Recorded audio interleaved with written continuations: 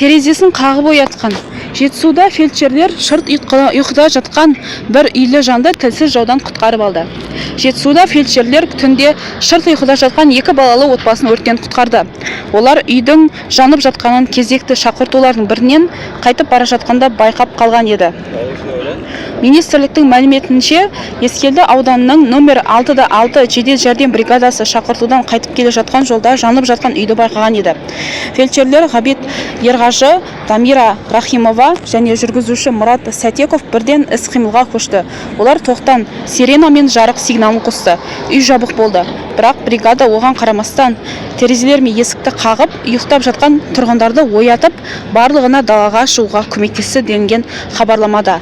Үйде 5 ересек адам мен 2 бала, оның ішінде омыраудағы бала болды. Олар құжаттарын ғана алып шығып үлгеріп, жалын құштан үйден қашып шыққан. Министрліктің баспасөз қызметі өкілдерінің сөзінше, адамдарды құтқарғаннан кейін бірнеше минуттан соң үй толығымен өртеніп кеткен болатын.